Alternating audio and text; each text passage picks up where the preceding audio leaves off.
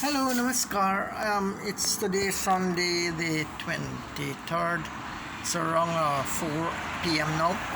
I just want to say something, that usually in everyday life we have three forces operating: the Tama, the Rajasic, and the Sattvic. I mean the static, the dynamic, and the sentient or benevolent force. And what happened is that as a person struggles against these kind of forces, he develops certain abilities, certain qualities, especially sensitivity, right? And to become free from these forces, it's not a very easy task, because they said if a golden chain bind you and an iron chain bind you, though one is gold and one is iron, they're both chains, you're still bonded. So it's the same with the sattvic or the sentient and the mutative forces, whether negative or positive, you're still bonded.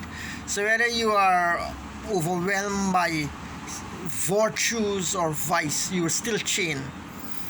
As for example, a person who is in a neighborhood he came out from the rural areas or maybe the slums like Albaistown. His dream is to get into a better life, to get into a better society. And he struggles and he studies and he suffers. Sometimes he gets into fight and brawls with his neighbor because of the environment he's from.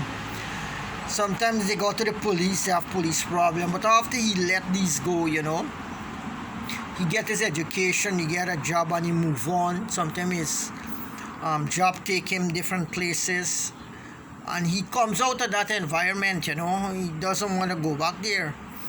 But then again, that new environment will have its own forces and powers governing you. You escape from Guyana with maybe low technology and low cultural and moral or values and so on. You go to high class civilization where they have their own problems, you got involved there with also. So it's like that, that where from one place to another, whether it's a gold chain or iron chain, you're still bound, you're still being binded. One day Sri Aurobindo was saying, he said that on Independence Day, India got its freedom from the British. But he said that's not real freedom. Mankind is still yoked and binded by powers of nature, powers of the universe. And when he's free from those powers, then you can say he's liberated, he's independent.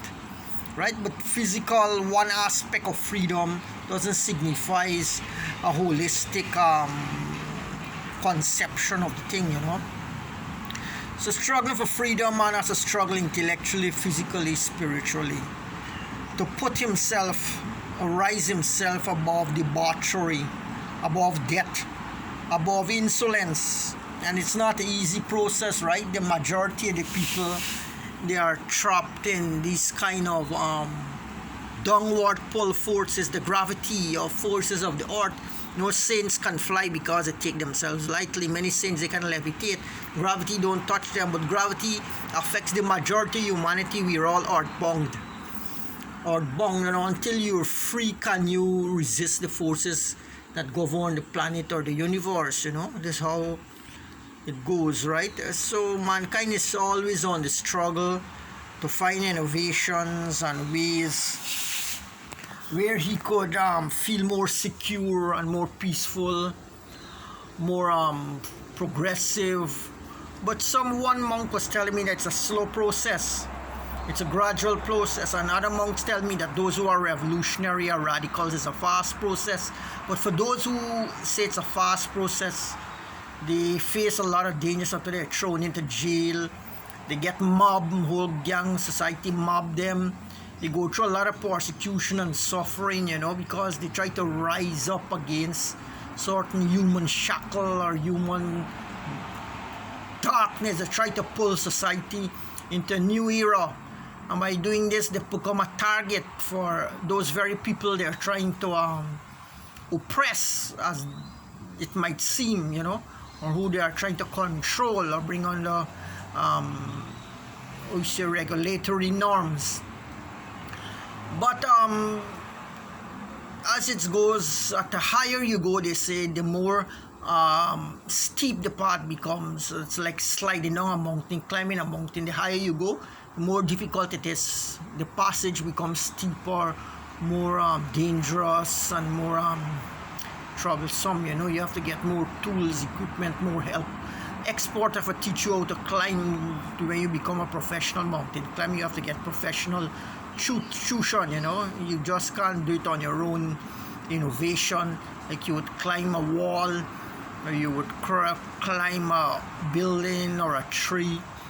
You know, so man is always on the go to surmount that is dark. Instinctively, he knows that his freedom is there when he surmount superstition, dogmas, ideology that are negative, darkness and ferocity, and it's a way of life. If you want to live, you have to surmount darkness. If you want to die, you just engulf it. You know. So let's see what comes out of this new era we are living in here. Where we're going, what will become. Namaskar. Have a pleasant day.